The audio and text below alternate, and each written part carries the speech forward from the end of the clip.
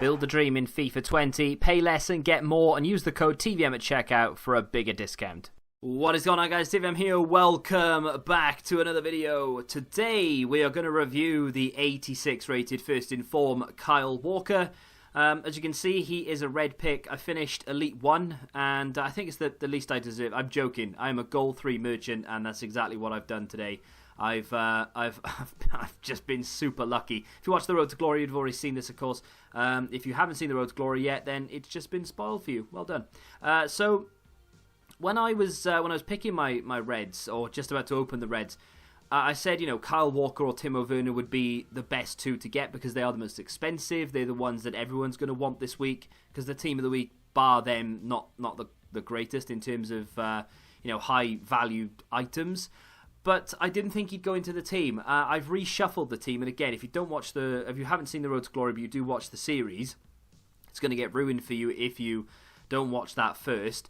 The team I've got him in, we'll go into in a second, but I'm actually going to be playing him in Weekend League this week. I haven't played a single game with him yet, though, so this should be interesting. High work rates, which for me I use overlap, so that's going to work in my favour.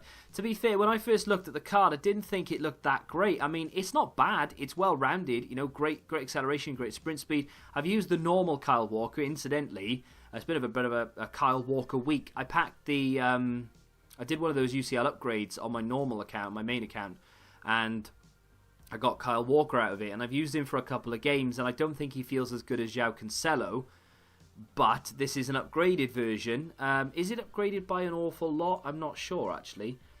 To be fair, no, it's not really. Kyle Walker's upgrade is a little bit poor. From the 84, he's only gone up by 2 and everything, apart from shooting, which has gone up by 4 overall. But realistically, do you really care about the shooting on a right back? Probably not.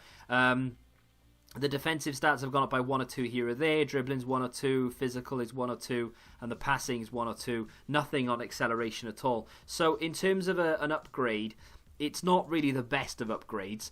But still, with the right chem style, we could get a good card here. And this is the team I've got him in. This is my main team and the team I'll be playing in Weekend League. I did have arguably a better team on paper than this last week. Firmino, Lucas and Allen have come in for Sane, Nainggolan and someone else, Lacazette. So, you know, I've actually downgraded in terms of overall rating, but I think the team that I've built, well, at least it should be a little bit better. Servers are struggling right now. That's a bit of a shock. I'm going to go for a Guardian, believe it or not, and not one of the reasons I'm doing it is because it just gives him the biggest boost, right? So he actually turns into a 91 rated right back. Every other chem style is going to give him a 90 max. So we have got the best out of him. But the reason I wanted to is that agility at 67 on the normal card, on the base, it feels horrific. So boosting that as much as we can is a necessity. It's now up to 77. Ball control's up to 90. Dribbling up to 86. Composure is in the 80s now. And of course we get a massive defensive boost as well. So 93 interceptions. Well, you can see them there. I mean, they go up more or less into the mid-90s for everything, apart from heading accuracy, which goes to 80. His stamina is fantastic. His strength, I'd like to have boosted, to be fair. I think that into the 80s and maybe even into the, 88 I think is the most you can get it.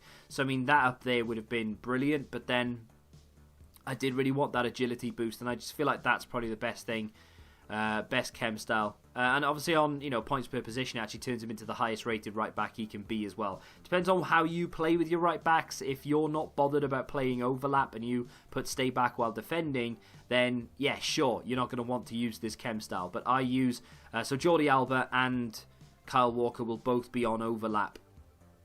So that's why I've gone with it. I do need to give chem styles to Firmino, Allen and Lucas, and I'm not sure about this chem style on Jordi Alba because that's how I bought him, but we'll have to revisit that. But that's Kyle Walker in all his glory. Let's get into the action and find out if he's worth the staggering, 300,000 coins. My opponent for the upcoming game is trying to do that, I forgot his name now. What's that guy's name? The storyline player. I forget his name, but should be an interesting game if he's just trying to score with everyone.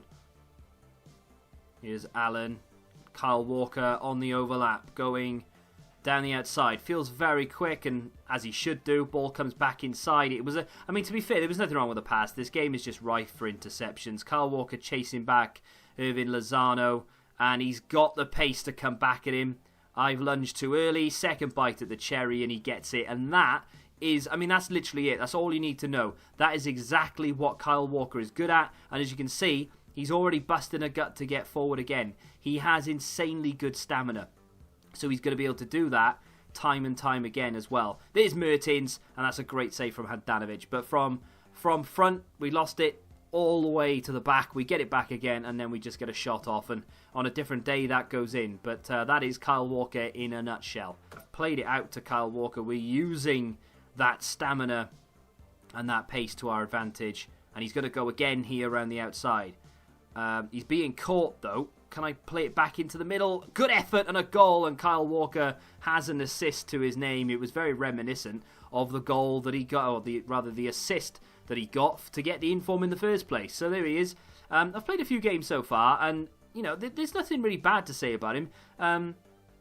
He does get, no, I wouldn't say muscled. Muscled is the wrong word. He does get sort of knocked off or pushed off the ball a little bit here or there. I think maybe his balance has got something to do with it. But in terms of like this, tracking back and sticking with your man and being able to just jockey, like his jockeying is good. There are certain players I've used this year. Man, that jockeying from Kante was awful.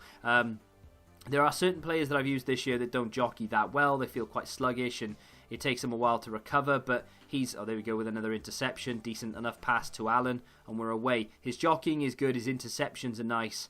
And so far, so good. Going to get it again here from Nesta. I'm going to play this straight into Allen, to Mertens, and to back to Kyle Walker.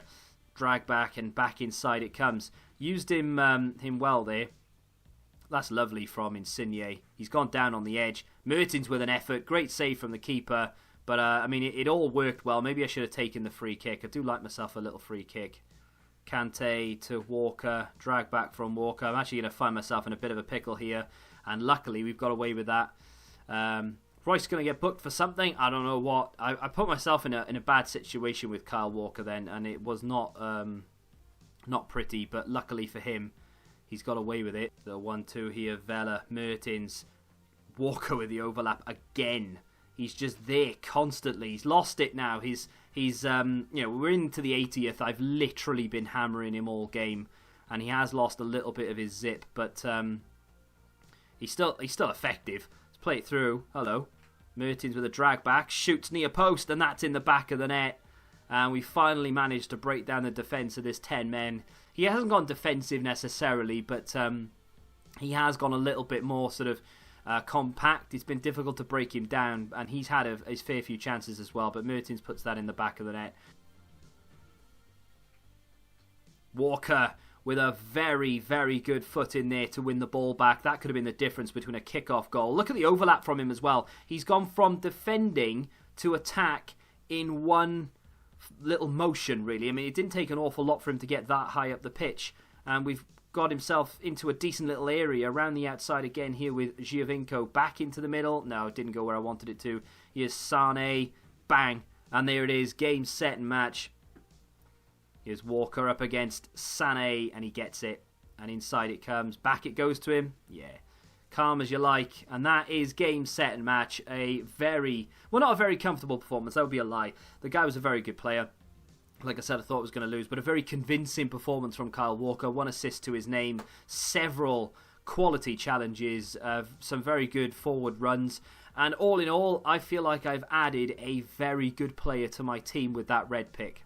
So there aren't really any underlining negatives to speak of. You know, I mean, I've shown you quite a few clips, and when it comes to defenders, there's only so much you can show in terms of, you know, interceptions and tackles before it just gets very samey. It's the same thing. So I've tried to show you a mix, and that's why one of the games in particular I've used extended highlights for, and I tend to do that a lot. You know, if I record maybe 4 or 5 games in a row, and I'll take the best one and I'll just use the clips from there. And if there's, you know, maybe 1 or 2 other clips from the other games that I think is really impressive, or just, you know, I need it in there, then I'll put it in there. So what I've done here is I've taken one clip from one game that I thought was just Kyle Walker in a nutshell, and then I've shown you a nice mix of defending and attacking in another game. and he was heavily involved in that. And that was probably his best performance, actually. He got an assist, didn't quite keep a clean sheet, but he played very, very well.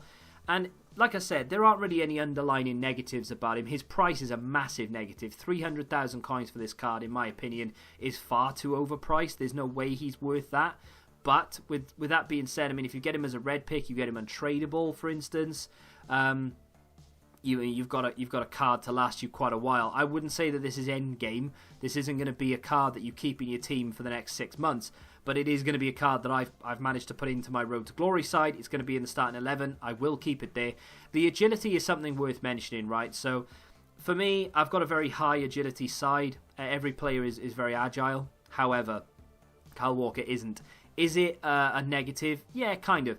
But it doesn't really affect him too much. If anything, it might actually help him because it makes him feel really rigid, and he kind of stands up to a lot. You know, robust is a word I like to use. So in the one clip, it might have been the first thing I showed you, he managed to track back in that game, and that just put him in a nutshell. That's Kyle Walker. You know, he goes forward, maybe he loses the ball, maybe you lose the ball with another player, or the pass gets intercepted, etc., and then he'll track back. But he's got such great sprint speed and acceleration that when he gets back there, he can just use his strength. Now, he doesn't have great strength, but because he's quite rigid, and there's that word again, robust, he can actually just get his body between the man and the ball, then use his pace to just keep hold of the ball, really. And you don't need great strength when you've got kind of a rigid defender. So, you know, maybe not the best at going forward in terms of mobility and agility and things like that, but just a very nice, sturdy fullback that has got pace for days. Big fan of this guy. I didn't think I would be when I looked at his stats. I genuinely didn't think it would be that good a card. But in actual fact, I like it a lot. If you have enjoyed today's episode, then do me a favour and hit that like button. Subscribe to the channel if you're new. Let me know what you think of Kyle Walker in the comments. And until the next time, goodbye. Football Index. The game changed. Download the app now.